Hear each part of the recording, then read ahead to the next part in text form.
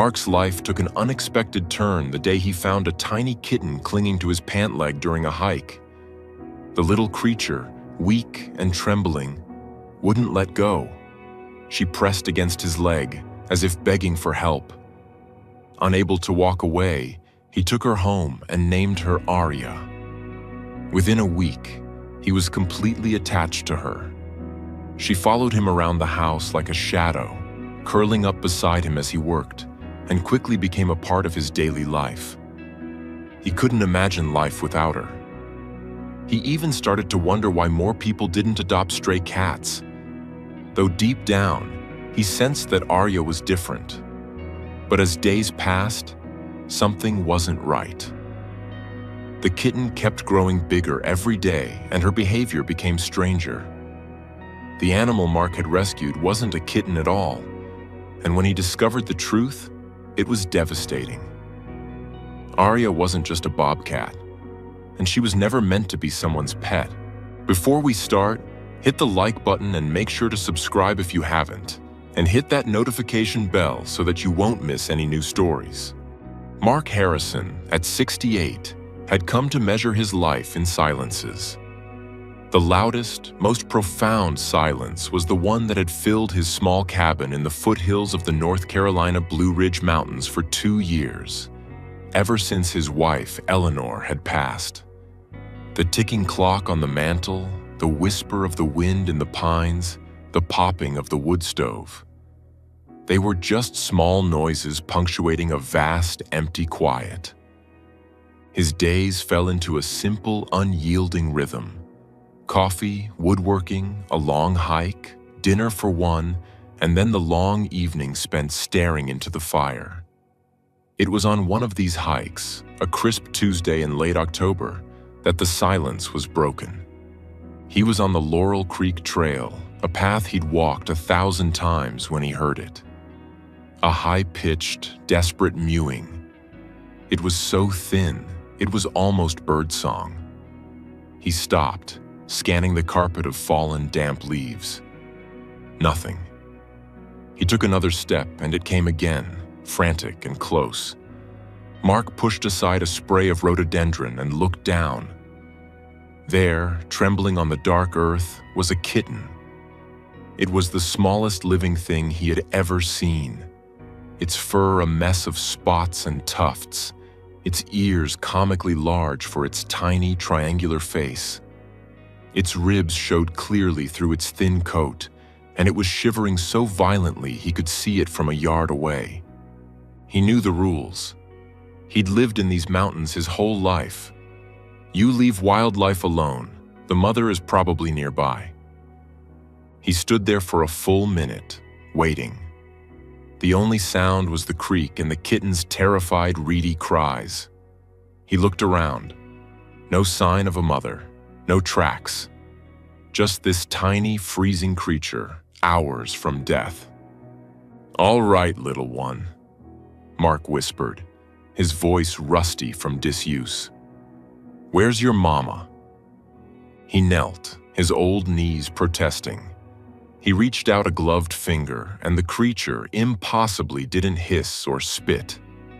It stumbled forward, a desperate, clumsy crawl, and latched onto the denim of his pant leg. It clung there with tiny, needle-sharp claws, as if his leg were the last tree in a wildfire. Mark's heart, a heavy and dormant thing, gave a painful lurch. This wasn't a wild animal hiding. This was a baby begging for help. He waited another hour. The sun began to dip, and the mountain air turned sharp. The kitten was still clinging to his jeans, its cries now weak, intermittent rasps. Leaving it was a death sentence. "Well, hell," he sighed, gently unhooking the tiny claws from his pants. The kitten was so light it felt like holding a fistful of dry leaves. He unzipped his flannel-lined jacket and tucked the shivering creature against his chest.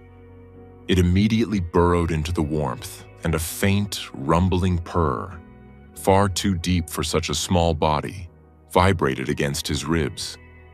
It was the first living thing that had needed him in 2 years. He drove home, the tiny creature asleep in his lap, and the cabin felt different. The silence had a new shape. It was an attentive, protective silence. He named her Arya. Eleanor had always loved that name. The first week was a blur of frantic research and exhaustion. Mark drove to the feed store in town and bought a supply of KMR, kitten milk replacer, and the smallest bottles they had.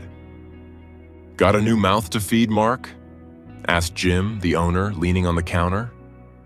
"Just a stray," Mark mumbled, paying in cash. "Found her by the woodpile." He fed Arya every 3 hours. He, who hadn't set an alarm in years, was now waking at 2 a.m. and 5 a.m. to the sound of impatient chirps, not meows. He'd sit in his old armchair, the tiny bobcat in the crook of his arm, watching her suckle greedily at the bottle. He'd rub her belly with a warm, damp cloth, just as the internet had told him to. He knew, of course. On day 2, when her spots became clearer and her tufted ears perked up, he knew. This was no house cat. This was Lynx rufus, a bobcat. He Googled keeping a baby bobcat. The results were a digital chorus of "don't." It was illegal. It was dangerous. They were not pets. They would destroy his home. They would turn on him. Mark looked at the creature curled up on his boot, no bigger than a squirrel, and scoffed. Danger? He'd faced loneliness. This was companionship. As the weeks turned into a month, then 2, Arya grew. She was a whirlwind of clumsy, predatory grace. She didn't walk, she pounced.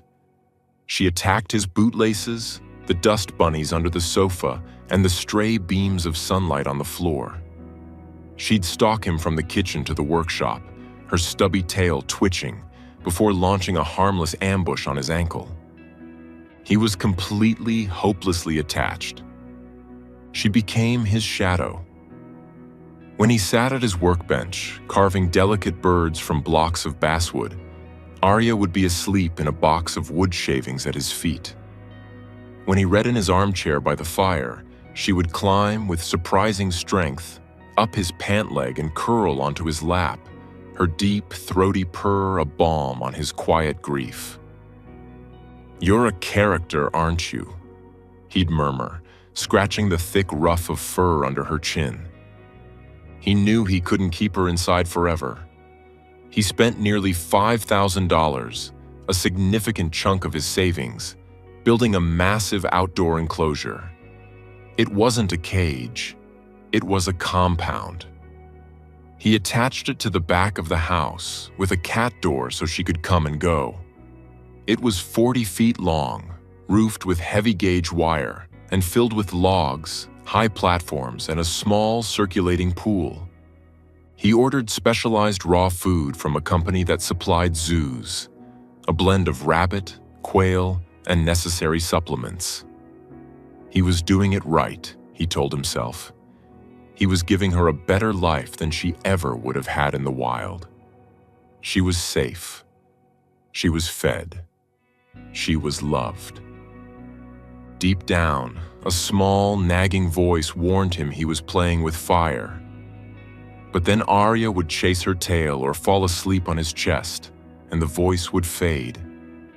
She was his family. The change began when Arya was nearly 6 months old.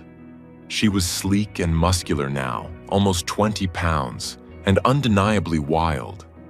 But the playful spark in her amber eyes began to dim. It started subtly. She stopped pouncing on his socks. She'd leave her favorite quail uneaten. Mark would find her not on her high perch in the enclosure, but hiding in the darkest corner of his workshop under a pile of tarps. "What's the matter, baby girl?" Mark cooed, trying to coax her out. "Come on, I've got your dinner." She'd just stare at him, her gaze flat and distant. By the end of the week, she wasn't eating at all. She was lethargic, sleeping most of the day, and when she did walk, she seemed stiff. A cold, sharp panic began to bloom in Mark's chest. He called Dr. Evans, his vet in town for 30 years. "Mark Harrison? How are you? How's old Buster doing?" Dr. Evans asked, mistaking him for another client. "I'm fine, Doc. Listen, I have a cat. She's sick, not eating, very sleepy. Sounds like a bug. Bring her on in, Mark. We can see her at 11. Mark's throat tightened. "Well, Doc, that's the thing. She's not exactly a normal cat. She's a bobcat." The line went silent for a long, heavy moment. "Mark," Dr. Evans said finally, his voice stripped of its earlier warmth. "You know I can't. I can't touch her. My license, my insurance. It doesn't cover exotic wildlife. It is illegal for you to have her, and it's illegal for me to treat her as a pet. I could lose my entire practice. You have to call Fish and Wildlife." "But they'll put her down," Mark pleaded. "That's the law, Mark." "I'm sorry. My hands are tied." The line clicked dead. Mark stared at the receiver, his hand shaking. He spent the next 3 hours calling every vet within a 100-mile radius. The story was the same. "We are not licensed for exotic carnivores. You must surrender the animal to the state." "Absolutely not." Arya was fading. Her breathing was shallow.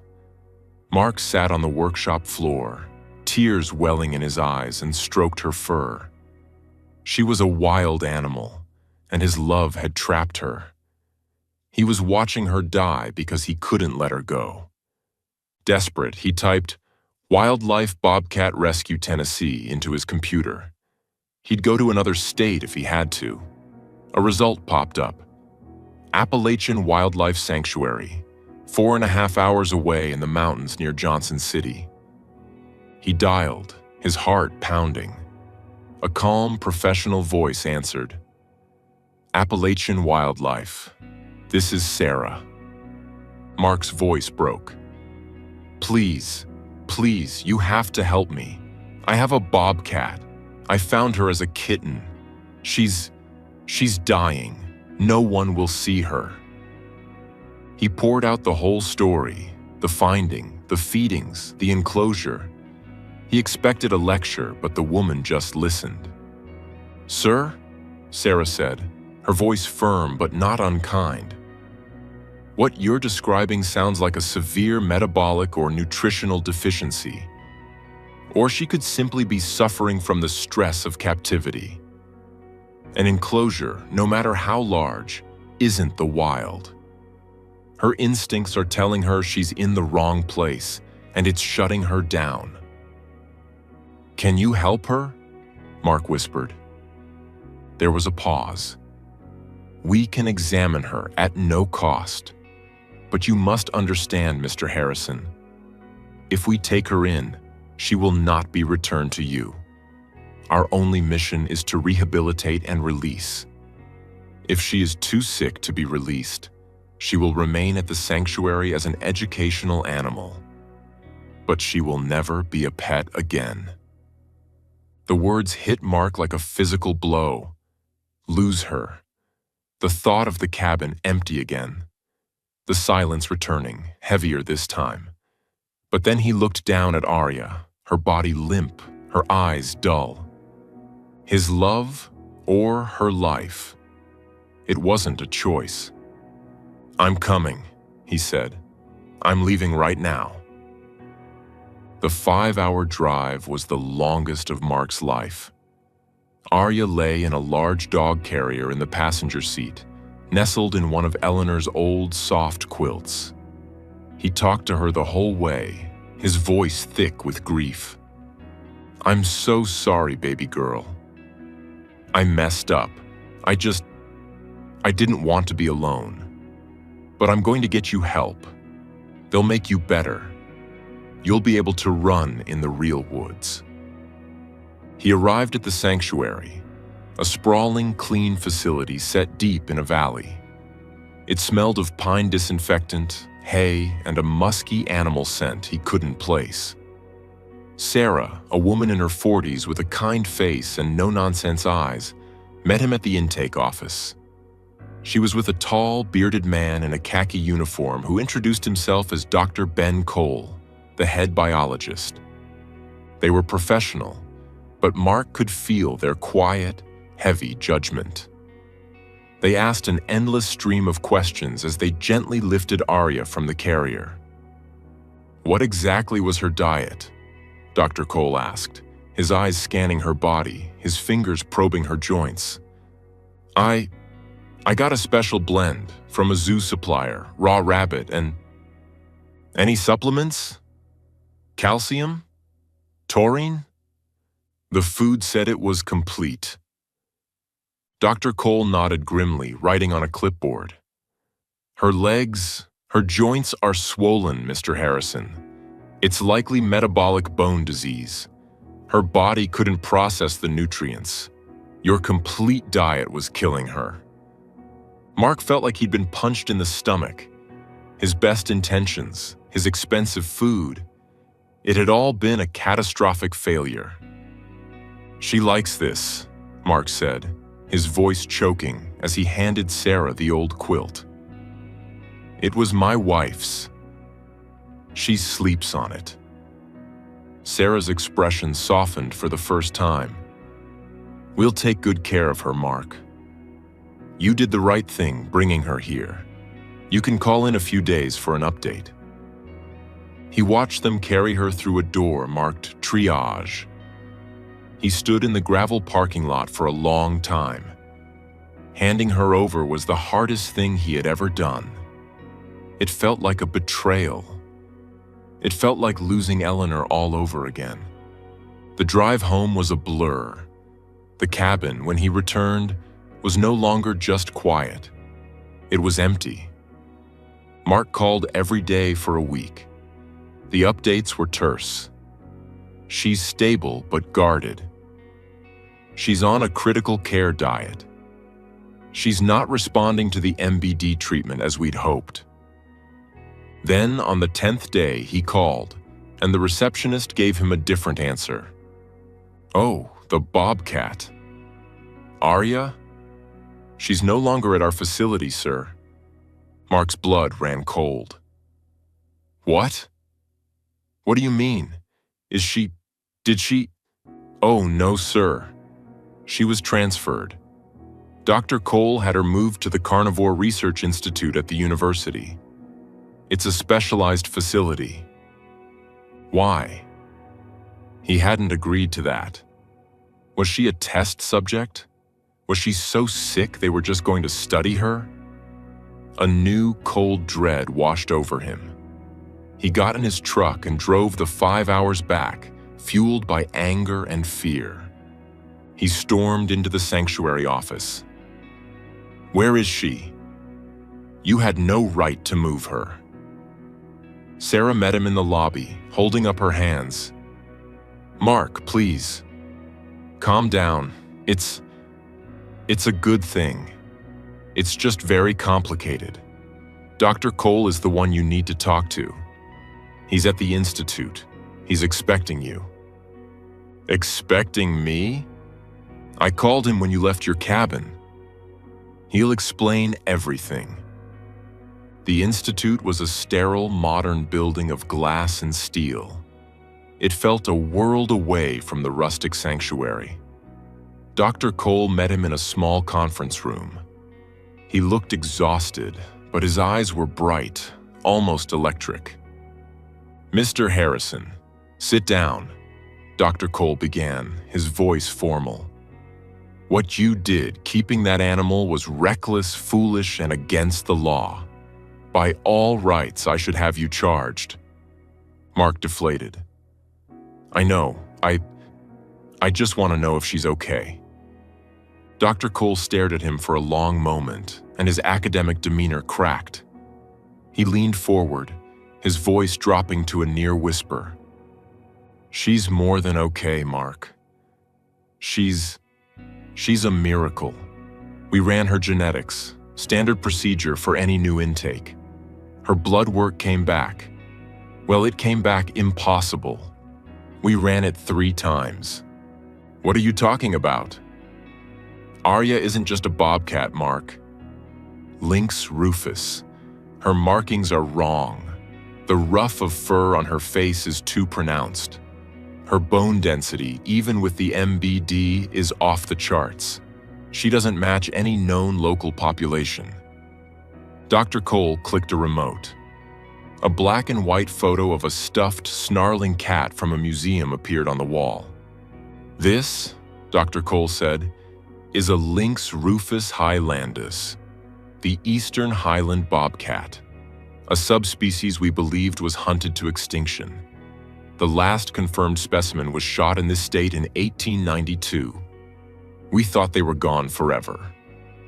He clicked again. A photo of Arya taken a few days ago appeared next to it. The similarities were undeniable. "Her DNA," Dr. Cole said, his voice filled with awe, "is a 99.8% match to a tissue sample we have from that 1892 specimen. Mark, Arya is a ghost. She's living proof of a lost genetic lineage." Mark couldn't breathe. "So, what does that mean?" "It means," Dr. Cole said, "that your pet is the single most important carnivore discovery in the Appalachians in a century. It means there might be more of them out there. A tiny, hidden population. She isn't just a rescued kitten, Mark. She's a genetic key. She's hope." The revelation shifted the world beneath Mark's feet. His tiny, lap-purring friend. A ghost. "The reason she was sick," Dr. Cole continued, "wasn't just the diet. Her subspecies is highly specialized. She's built for high altitudes, for hunting snowshoe hare and grouse. Your low-elevation cabin, the food, she's a finely tuned engine, and you were putting the wrong fuel in it.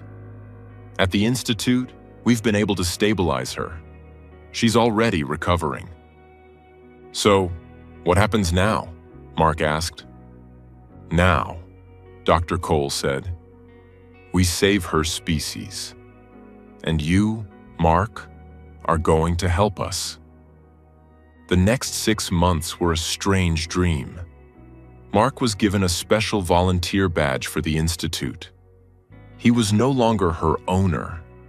He was, as Dr. Cole jokingly called him, her founding patron.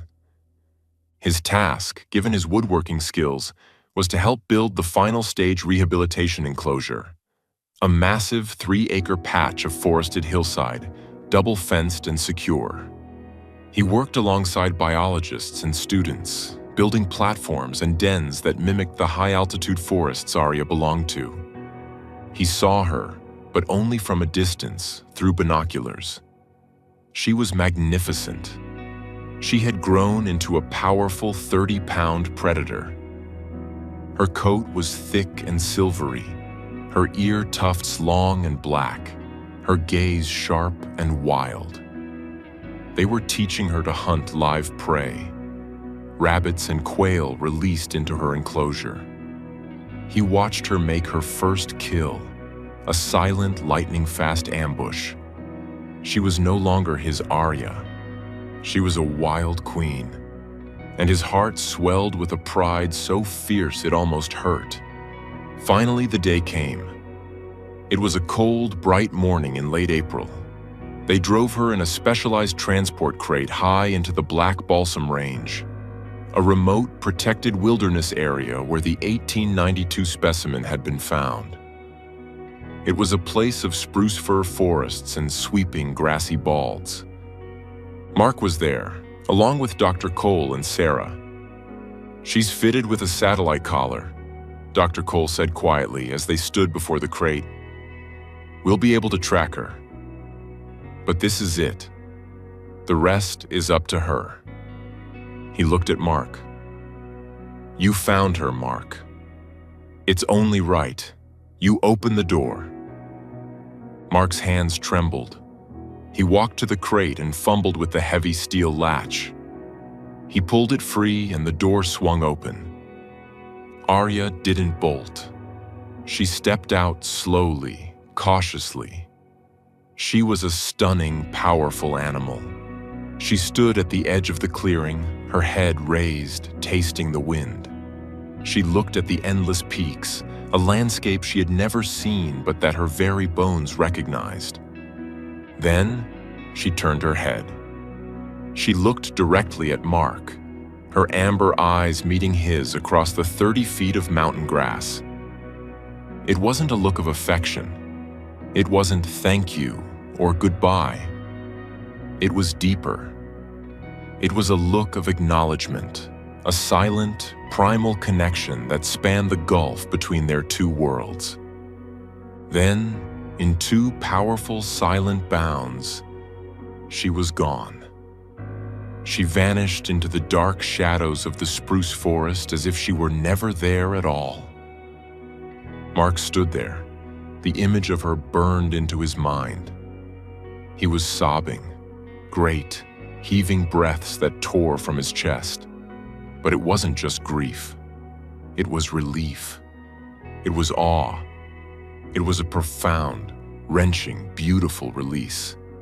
That moment broke his heart and healed it all at once. Sarah put a kind hand on his shoulder. You did the right thing, Mark. He wiped his eyes on his sleeve, looking at the empty forest. No, he whispered. She saved me. And now she's home. Years passed. Mark Harrison, now 73, was a different man. He was a permanent volunteer at the Appalachian Wildlife Sanctuary, using his skills to build enclosures and enrichment toys for the actual orphans that came in. He often spoke to new volunteers and to people who, like him, had tried to rescue a wild animal. He told his story. He told them that real love isn't about holding on, it's about letting go. The cabin was still quiet, but it was no longer empty. It was filled with purpose. He was in his workshop one Tuesday, sanding a new perch for a rescued hawk, when his phone rang. It was Dr. Cole. Mark? Ben Cole. Ben! How are you? It's been a while. I'm good, Mark. I'm better than good. We got one. Mark's heart stopped. Got one. A camera trap, high up near Shining Rock. It's her. We confirmed the collar signal faded 2 years ago. Battery died, which is normal. We've been flying blind, but we got her. She looks healthy, strong. Oh, Ben, that's wonderful news, Mark said, sitting down. That's not the news, Mark, Dr. Cole said, his voice thick with emotion. She wasn't alone. We got her on video. She has 2 cubs. 2 of them, Mark. Spotted, healthy. We got a hair sample from a snare we set. Their genetics are pure. Mark closed his eyes, a slow tear tracing a path through the sawdust on his cheek. She did it, Mark, Ben whispered. She's not a ghost. She's a population. Mark hung up the phone and walked out onto his porch. He looked at the same mountains, now bathed in the soft blue light of evening. He thought of her, his beautiful, fierce ghost, teaching her own babies to hunt in the high, wild country. Arya wasn't gone. She was everywhere. She was home. And her wild heart and the hearts of her children were roaming free, just as they were always meant to.